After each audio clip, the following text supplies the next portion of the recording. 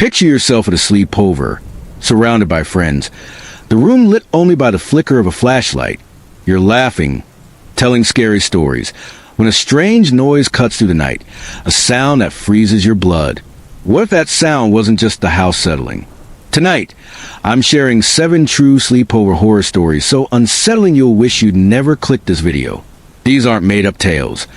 They're real accounts from kids who thought they were in for a fun night, but stumbled into nightmares that clung to them like shadows. From cursed objects hidden in forgotten corners to houses with secrets too dark to stay buried, these stories will make you rethink staying over at a friend's house. So, pull your blanket close, check the locks, and let's step into the darkness. Sleepovers are all about fun, right? Staying up late, eating junk food, and giggling with your best friends. But there's something about being in a strange house, away from the comfort of your own bed, that can turn excitement into dread. When the lights go out, every creak becomes a footstep. Every shadow a figure watching from the corner. The stories I'm about to tell you aren't just creepy. They're real, pulled from the lives of ordinary kids who faced terrors they couldn't explain. These tales read together haunted objects, tragic pasts, and urban legends that refuse to stay fiction.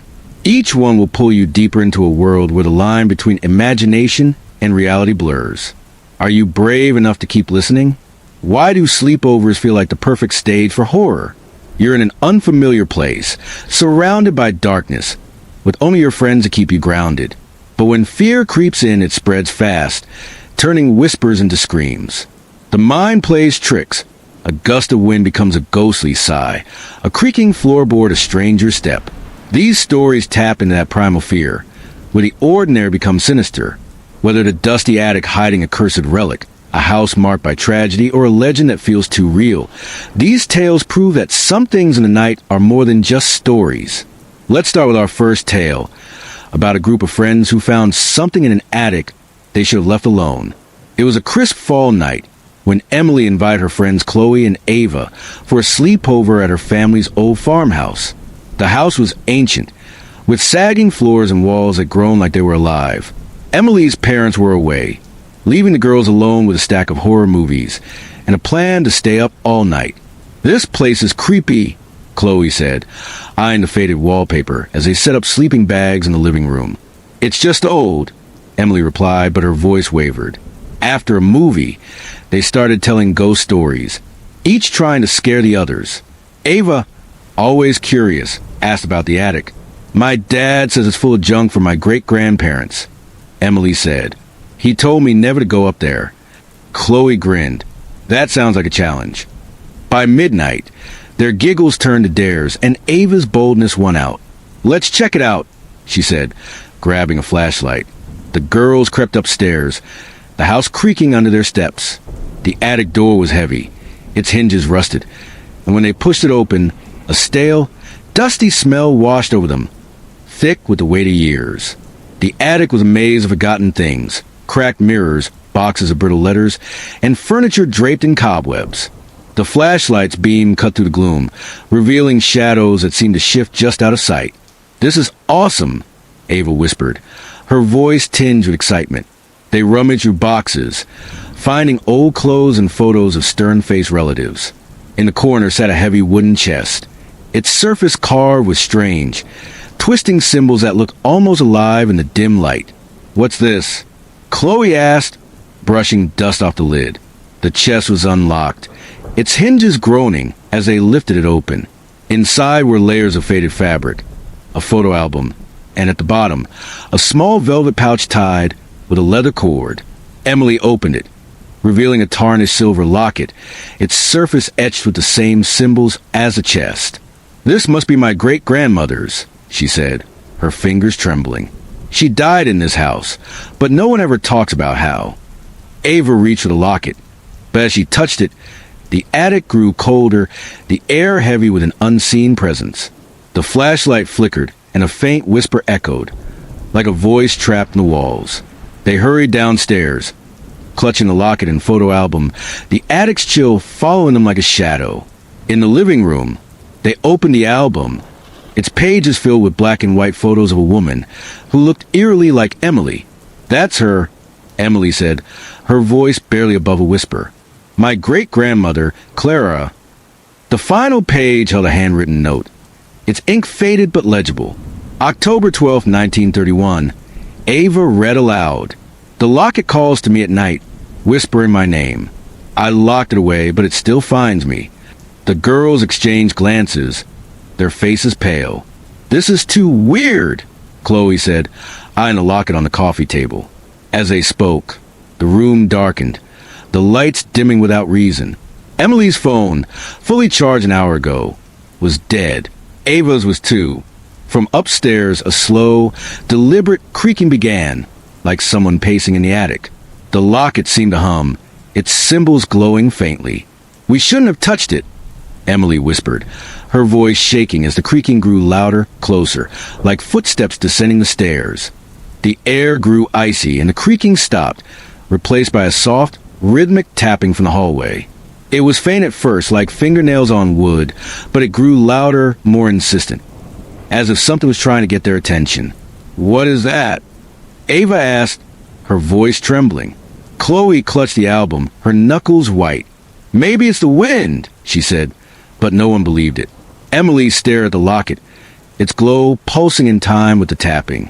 We need to put it back, she said, but her feet felt glued to the floor. Desperate, they opened the locket, revealing a tiny, yellowed photograph of Clara, her eyes wide with fear. Beneath it was a slip of paper with a single phrase in shaky handwriting. It sees you now. The tapping stopped and a low, guttural whisper filled the room, saying, You woke me. The girls screamed, dropping the locket as the lights flickered back on, revealing nothing but their own terrified reflections in the window. Yet the feeling of being watched lingered, as if the house itself had eyes. If that tale sent chills down your spine, the next one will grip you tighter. Let's move to a sleepover at a house with a past so dark it refuses to stay silent. Ryan was the kind of kid who loved a good scare.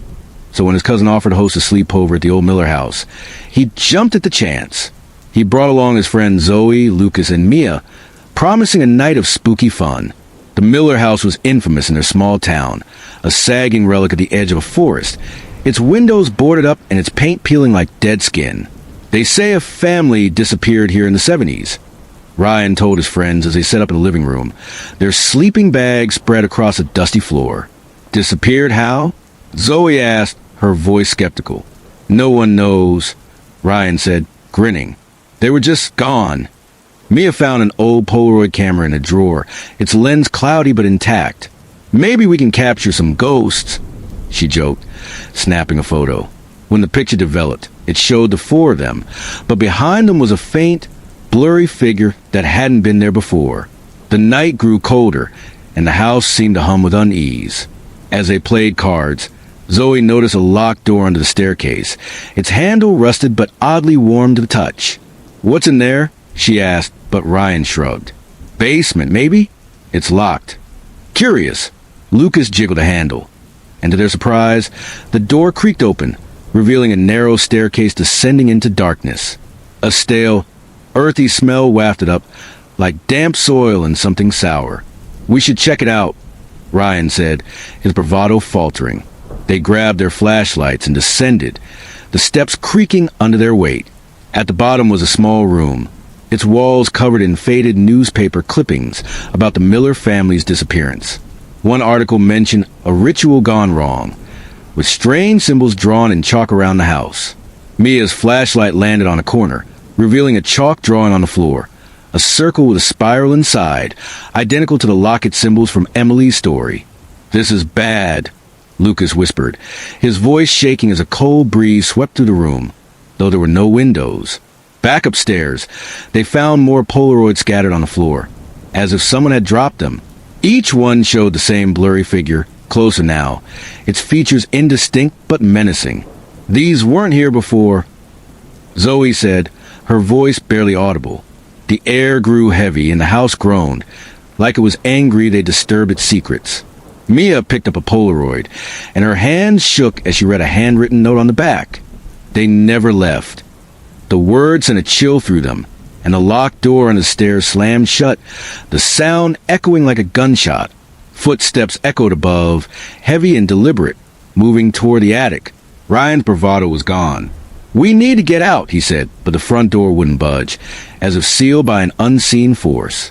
The Polaroid camera clicked on its own, spitting out a new photo that showed the blurry figure standing right behind them, its hand outstretched.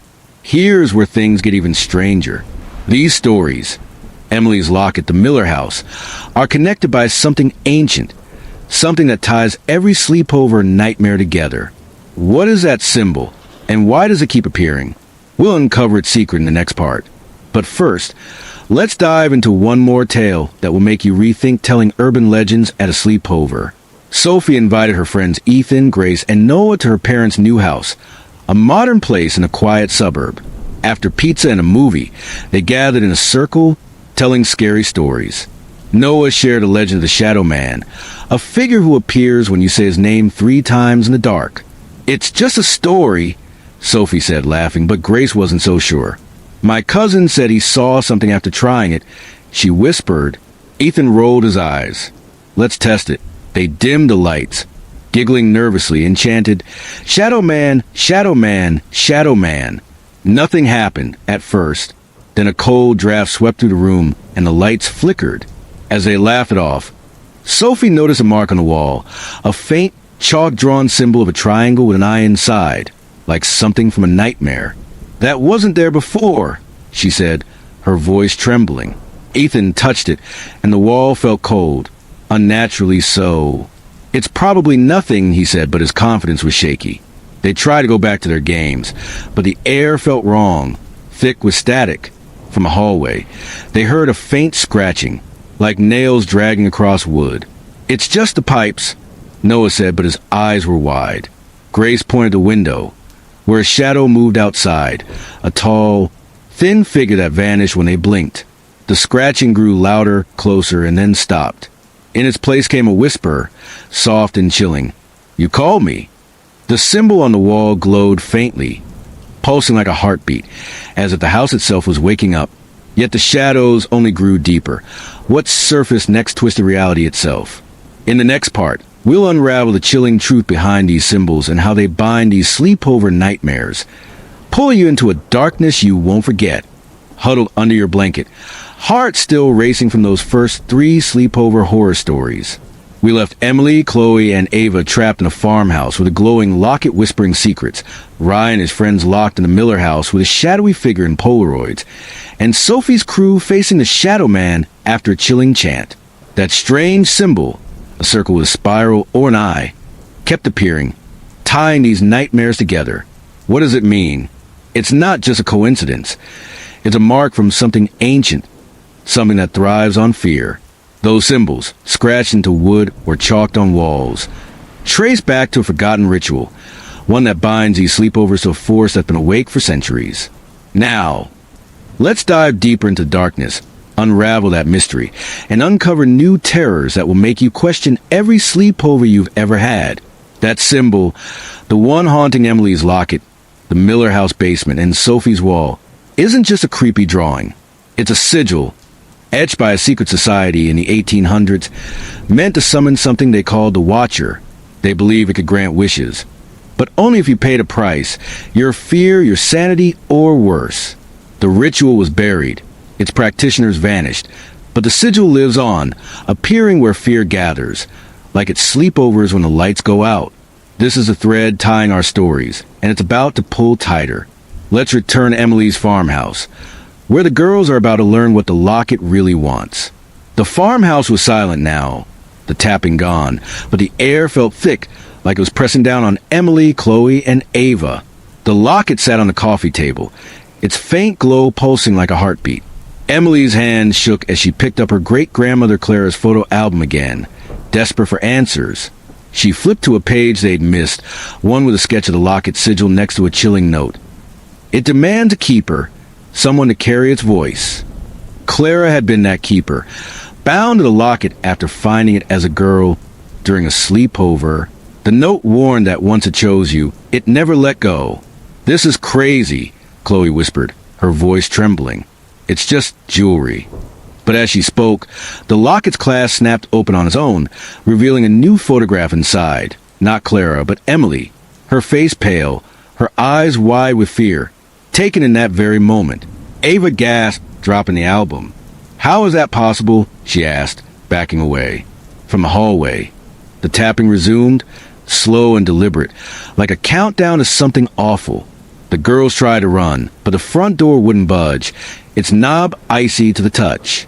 Emily clutched the locket, feeling it grow warm, almost alive. "We have to destroy it," she said, her voice desperate.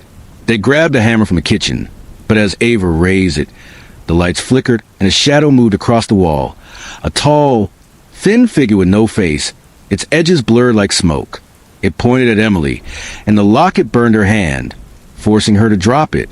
The shadow vanished, but the sigil on the locket glowed brighter and a whisper filled the room. "You're mine now," Chloe screamed, grabbing Emily's arm. "We need to get out." But the house seemed to shift, the hallway stretching longer, the stairs leading nowhere. They were trapped, and the locket's sigil was waking something far older than the farmhouse itself. That's not the only house with secrets. Let's return to the Miller house, where Ryan, Zoe, Lucas, and Mia were reeling from the Polaroids and the slamming basement door. The air was heavy, charged with static, and the footsteps in the attic hadn't stopped. Zoe, clutching the Polaroid with a blurry figure, noticed something new in the background. A faint chalk drawing of the sigil on the wall behind them. "This was in the basement too," she said, her voice shaking. Lucas grabbed the old newspaper clippings they'd found, scanning them for clues. One article mentioned a local legend about the Miller family, tied to a ritual they performed in the 1970s, hoping to contact spirits. Instead, they'd open a door to something else, something that marked the house with that sigil. They didn't disappear, Lucas said, his eyes wide. They were taken. As he spoke, the Polaroid camera clicked again, spitting out a new photo. This one showed the figure closer, its hand on Zoe's shoulder, though she felt nothing but a sudden chill. Desperate for answers, Mia searched the living room, finding a hidden panel behind a bookshelf. Inside was a journal, its pages filled with frantic handwriting from Mrs. Miller, dated days before the family vanished. "The sigil watches us," it read. "It's in the walls, the mirrors, everywhere. We thought we could control it, but it controls us." The final entry was a single sentence. "It's coming tonight." The friends froze as the attic footsteps stopped, replaced by a low hum, like a distant chant. The sigil on the Polaroid glowed faintly, and the air grew colder, their breath fogging in front of them. Zoe dropped the photo, and it landed face up, showing the figure now standing among them. Its featureless face turned toward Ryan. The journal slipped from Mia's hands as a shadow moved in the corner, whispering their names in a voice that wasn't human. "If those tales are making your skin crawl, this next one will sink deeper." Back at Sophie's sleepover, the Shadow Man's whisper, "You called me," still echoed in their ears. Sophie, Ethan, Grace, and Noah stared at the glowing sigil on the wall, its triangle and eye pulsing like it was alive. Ethan, trying to stay calm, suggested they erase it. They grabbed a wet cloth, but the chalk wouldn't budge. Instead, the sigil seemed to burn brighter, hotter. Grace found an old book on a shelf, its cover worn and unmarked. Inside were sketches of the Shadow Man, each with the same sigil, and notes about a ritual from the 1800s meant to summon a guardian spirit. "This says the Shadow Man isn't a spirit," Grace read, her voice trembling. "It's a collector, taking those who call its name." Noah's face paled. "We said it 3 times, he whispered. As he spoke, the lights went out, plunging him into darkness, and the scratching returned, now coming from inside the walls. The friends huddled together, their flashlights flickering. Sophie's phone buzzed, despite being off, displaying a single message. "You invited me." The sigil's glow spread, casting eerie shadows that seemed to move on their own. Ethan grabbed the book, flipping to a page with a warning. "One summit, the Shadow Man binds you to sigil. To escape, you must offer something in return." "Offer what?" Noah asked, his voice shaking. Before anyone could answer, a shadow loomed in the doorway, a tall, thin figure with eyes like black voids. It didn't move, just watched, its presence suffocating. Sophie clutched the book, her hands trembling, as the whisper came again, "Give me one." The friends looked at each other, fear twisting their faces. What did it want? And why did the sigil feel like it was choosing them? But what if the sigil's power goes beyond these houses? What if it's tied to something that can cross time itself, pulling these kids into its grasp? We'll uncover that chilling truth in the next part. But first, let's explore two new sleepover nightmares that deepen the mystery. In a quiet coastal town, Lily invited her friends Mia, Owen, and Harper for a sleepover at her family's beach cottage. The house was charming, with sea glass in the windows and the sound of waves outside. After dinner, they decided to play a game, telling stories about local legends. Owen shared one about the drowned choir, a group of sailors who vanished in a storm, their voices still heard singing on foggy nights. "If you hear them, don't answer," he said, grinning. "They'll pull you under." Harper laughed, but Lily noticed a strange amount outside, like voices carried on the wind. "It's just the ocean," she said, but her smile faltered. As they settled in, Mia found an old record player in the living room. Its needle scratched but functional. Next to it was a vinyl record labeled Choir of the Deep. Its cover faded but showing the sigil, a circle with a spiral, etched in gold. "Let's play it," Owen said, curious. Lily hesitated but agreed, and the needle dropped, filling the room with a haunting melody, like voices singing underwater. The air grew heavy and the windows fogged, though the night was clear. Mia stopped the record, but the singing continued, faint and distant, coming from outside. "That's not right," Harper whispered, her eyes wide. They peered out the window, seeing nothing but darkness, until a faint glow appeared on the shore. A line of figures, their faces pale and waterlogged, singing in unison. The sigil on the record glowed, and the singing grew louder, calling their names. The friends backed away, the cottage's walls creaking as if straining under the weight of the sea. Lily grabbed the record, noticing a handwritten note tucked inside its sleeve. They sing to claim the living. The note was dated 1923, signed by a sailor who'd survived the storm but warned of the choir's curse, tied to the sigil. As she read, the singing stopped, replaced by a wet, slapping sound, like footsteps climbing the porch steps. The door rattled, and a voice whispered to the wood, "Join us." The sigil's glow spread to the walls, pulsing in time with the waves outside. Mia screamed as a shadow passed the window, its eyes gleaming like oil slicks. The friends were trapped, the cottage no longer a safe haven but a stage for something hungry. Where Alex hosted a sleepover for his friends Sam, Tara, and Ellie. The apartment was modern, high above the city, its windows offering a view of twinkling lights. After a late-night gaming session, they started telling urban legends, and Tara shared one about the silent caller, a figure who dials your phone at midnight, speaking only in static. If you answer, you're marked. "That's just a myth," Alex said, but Ellie wasn't so sure. "My sister said her friend got a call once and never acted the same." They laughed it off, but at exactly midnight, Alex's phone rang, the screen showing an unknown number. He answered, hearing only static, but the air grew cold and a faint voice whispered, "I see you." The call ended, and the sigil appeared on his phone screen, glowing faintly. Terrified, Sam searched online, finding a forum post about the silent caller, linked to a government experiment in the 1980s to contact the dead. The post mentioned the sigil used to amplify the signal, but it had gone wrong, opening a door to something else. "This says the caller marks you with the sigil," Sam read, his voice shaking. As he spoke, the apartment's lights flickered and the TV turned on, showing static with the sigil faintly visible in the noise. Tara grabbed a notebook from Alex's desk, finding a sketch of the sigil drawn in pen, as if someone had been compelled to create it.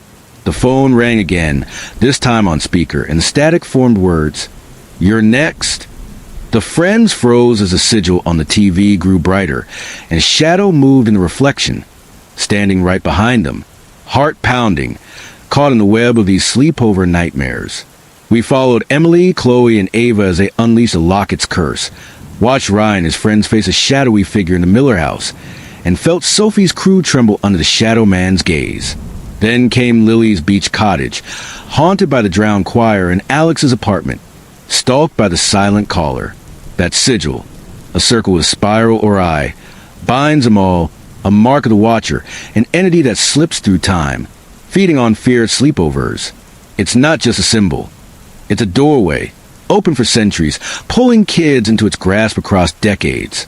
Now, in this final part, we'll unmask the Watcher's true purpose and uncover one last tale that will make you question every shadow in your room. Let's step into the deepest darkness yet. The Sigil's power isn't just ancient. It's alive, moving through time like a predator stalking its prey. The Watcher uses sleepovers, those moments when fear and imagination collide, to cross from its world into ours. Each sigil is a key, etched by those who thought they could control it, but it always claims them instead. Emily, Ryan, Sophie, Lily, Alex, they all stumbled into its trap, their fear giving it strength. As we dive back into their stories and meet one final group of friends, we'll see how the Watchers hunger ties every nightmare together, leaving a truth so chilling you'll never sleep the same again. Sophie's sleepover was no safer. The Shadow Man's presence lingered, its sigil glowing on the wall. Grace, still holding the ritual book, found a passage about breaking the Watcher's hold. Offer a name to take your place. The words chilled them. We can't do that, Sophie said, but Ethan's eyes darted to Noah, who hadn't spoken since the shadow appeared. What if it's the only way? Ethan whispered. The sigil pulsed, and the Shadow Man stepped closer, its form solidifying, its eyes locked on Noah. Say it. It hissed, its voice like static. Noah backed away, shaking his head, but the sigil's glow spread to his hands, marking him. The friends froze, torn between fear and guilt. Could they sacrifice one to save themselves? The Shadow Man smiled, its teeth sharp, as the sigil burned brighter, and Noah's scream echoed, cut short as the lights flared and the figure vanished, leaving only silence. At Lily's beach cottage, the drowned choir's singing grew deafening, the sigil on the record glowing like a beacon. Mia, Owen, and Harper barricaded the door, but the wet footsteps circled the house, the voices calling their names. Lily found a sailor's log hidden in a drawer, its pages detailing the drowned choir's curse. The sigil binds them to the sea, but they seek the living to join their song. The log warned that destroying the sigil's anchor, the record, could banish them, but at a cost. Owen grabbed the record, ready to smash it, when the window shattered and water poured in, though the ocean was calm. The sigil appeared on the floor, glowing as the choir's figures emerged, their hands reaching for Harper. She screamed and the room shook, the sigil's light blinding. The log fell open to a final page. One must stay to close the door. The choir's song became a scream, and Harper's voice joined it, fading as the sigil dimmed, leaving the others trembling. Alex's apartment was a battlefield of static and shadows, the silent caller's sigil glowing on the TV screen. Sam, Tara, and Ellie found a hidden file on Alex's laptop, labeled Project Watcher. It was a classified report from the 1980s, detailing experiments to contact the dead using the sigil as a conduit. The project failed, unleashing the Watcher, which marked its victims through phone calls. It's not just calling us, Tara said, her voice shaking. It's here. The phone rang again, and the sigil appeared on every screen. Phones, laptops, even the microwave display. Ellie tried to unplug the TV, but the static grew louder, forming words. You're mine. A shadow moved in the reflection, its face a distorted version of Alex, his eyes black. The file mentioned a failsafe, destroyed the sigil's source, but it required a sacrifice. As the shadow reached for Tara, she smashed the phone and the sigil flared, then faded, but Alex was gone, his scream echoing in the static. If those tales have you checking your locks, this final story will haunt you long after the night ends. In a small mountain town, Jenna invited her friends Caleb, Riley, and Maya for a sleepover at her family's cabin, nestled deep in the woods. The cabin was cozy, with a crackling fireplace and windows overlooking snow-dusted pines. After dinner, they decided to try a game called a mirror ritual, where you stare into a mirror at midnight and ask for a glimpse of the future. It's just a silly game, Caleb said, but Maya shivered. My grandma said mirrors can trap things. They laughed, setting up a small mirror in the living room, dimming the lights. At midnight, they chanted, "Show me tomorrow," 3 times, staring into the glass. The reflection flickered and a faint sigil, a circle with an eye, appeared on the mirror's surface, glowing softly. The air grew cold, and the fireplace dimmed, casting long shadows. Riley noticed a notebook under the couch, its pages filled with drawings of the sigil and frantic notes from Jenna's uncle, who'd stayed at the cabin years ago. "The mirror called it," he wrote. "The watcher lives in reflections, waiting for someone to look too long." The friends stared at the mirror, where their reflections now showed an extra figure, a tall, thin shape with no face, standing behind Maya. She screamed, and the mirror cracked, the sigil glowing brighter. Caleb grabbed the notebook, finding a warning. To banish the watcher, break the mirror, but one must stay in its place. The cabin shook, and the sigil appeared on every reflective surface. Windows, spoons, even the fireplace glass. The figure stepped closer in the mirror, its hand reaching out, and Maya's reflection moved on its own, smiling as she screamed. Want to know the chilling truth behind the watcher? There's a hidden story, a final piece of this nightmare, waiting for you. If you dare to dig deeper, check the link in the description for a secret tale that ties every sigil together. It's a nightmare you won't forget. Click it, if you're brave enough, and uncover what the watcher truly wants. These stories, Emily's Locket, the Miller House, the Shadow Man, the Drowned Choir, the Silent Caller, and now the Mirror Ritual, share one truth. The watcher never sleeps. It waits in the sigil, in the dark corners of sleepovers, feeding on fear. Each kid thought they were safe, surrounded by friends. But the sigil found them, marking them for a game they couldn't win. The scariest part? The watcher might still be out there. Its sigil hidden in an attic, a basement, or a mirror in your own home. Next time you're at a sleepover, telling stories in the dark, listen closely. If you hear a whisper, a tap, or a song that doesn't belong, will you answer, or will you wonder if the watcher's already watching you?